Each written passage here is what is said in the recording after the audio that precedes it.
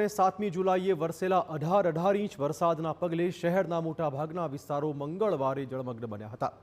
પૂરના પાણીના કારણે લોકો અને વેપારીઓના લાખો રૂપિયાના માલનું નુકસાન પહોંચતા તેમના આંસુ છલકાઈ રહ્યા છે। વેપારીઓ દુકાનધારકો પર આભ ફાટ્યું હોય તેવી સ્થિતિ છે। મોટાભાગના વેપારીઓ આ સમસ્યા માટે સુરત કોર્પોરેશનને જવાબદાર ઠેરવી રહ્યા છે। ત્યારે વરાછા વિસ્તારના પોદાર આર્કેડમાં પાણી ભરાયા બાદ જ્યારે સુરત કોર્પોરેશનના ફ્લડ કંટ્રોલ રૂમનો સંપર્ક કરાયો ત્યારે કંટ્રોલ રૂમ તરફથી દુકાનધારકને જવાબ મળ્યો હતો। તે સાંભળી તમે પણ ચોંકી જશો। વેપારીઓના એસએમસી સામે આ ઓડિયો ક્લિપને લઈને ગંભીર આક્ષેપો કરાયા છે। આ ઓડિયો ક્લિપ ખાસ સુરતના મેયર સાંભળે અને સમજે કે તમારી જાડી ચામડીના અધિકારીઓ કેવા કેવા જવાબ આપી રહ્યા છે।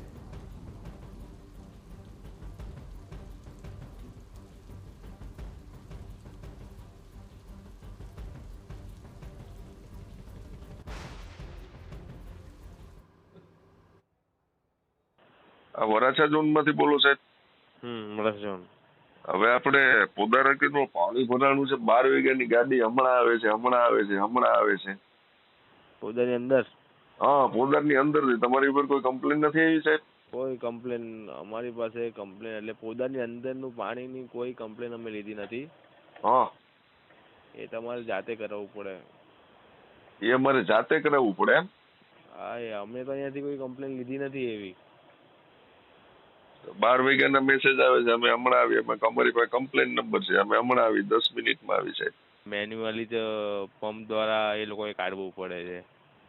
એટલે મેન્યુઅલ એટલે તમારો કહેવાનો શોર્ટમાં મતલબ એવો છે કે તમારે તમારી જાતે કાઢવું પડે, એસએમસી કોઈ મદદ નહીં કરે, એવું તમે કહેવા માંગો છો ને? હા હા હા હા। એટલે આજે પોદાર આર્કેડમાં પાણી આવ્યું છે ને, એમાં એસએમસી ની ભૂલ છે। એસએમસી ની ભૂલે પાણી આવ્યું છે।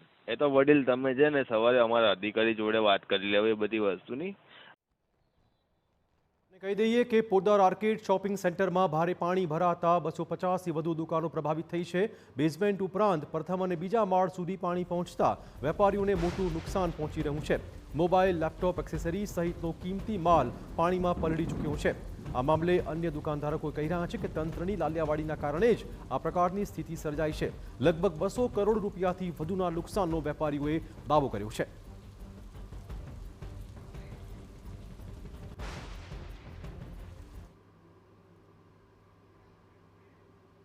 તો પોદાર